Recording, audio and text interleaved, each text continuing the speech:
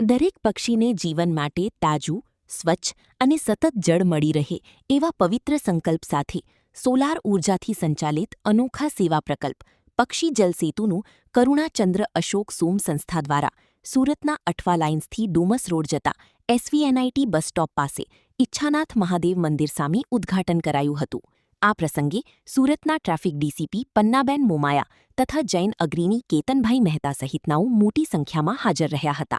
કરુણા સંસ્થા વતી ધર્મેન્દ્ર પી સંઘવી સુરત કરુણાચંદ્ર અશોક સોમ સંસ્થાએ આજે એક નવી વ્યવસ્થા ઊભી કરી છે, જેમાં સોલાર દ્વારા પાણીનું સંચાલન થશે અને પક્ષીઓ માટે, જીવરક્ષા પ્રેમીઓ માટે અહીં પાણી મળશે। કયા પ્રકારનું મશીન કઈ કઈ જગ્યાએ લગાવવામાં આવ્યું? અત્યારે અહીંયા 2 જગ્યાએ લગાવવામાં આવ્યું છે અને આગળ જે જગ્યાએ જે રીતે દાતાઓ અને જે જવાબદારી સંભાળવાવાળા બંને મળશે એ રીતે એમાં લગાવવામાં આવશે। આ ખાસ એટલા માટે કે પક્ષીઓને જે અત્યાર સુધી લગાવતા હતા સારું જ કરતા હતા, પણ એ કુંડાઓ નીચે હોય એટલે પાણી ગંદુ થઈ જાય, ક્યારેક પછી કુંડા ખરાબ થઈ જાય। આમાં પાણી કન્ટિન્યુઅસ ફરતું રહેશે એટલે કોઈ ગંદકી થતી નથી। બીજું 2 બાજુ ફિલ્ટર લગાવ્યા છે એટલે પાણી ઝીણાપૂર્વક ચોખ્ખું ગાળેલું આવે એટલે એમને બી, અને માટલા રાખ્યા છે એટલે ઠંડુ રહે પાણી।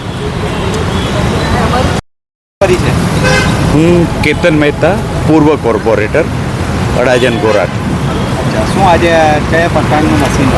અત્યારે એસવીએનઆઈટી સર્કલ પાસે કરુણા સંસ્થા દ્વારા જીવદયા પ્રેમી ધરુભાઈની એક ઇનોવેટિવ આઈડિયાથી સોલાર બેઝ પક્ષીઓને પાણી પીવાની વ્યવસ્થા રાખી છે।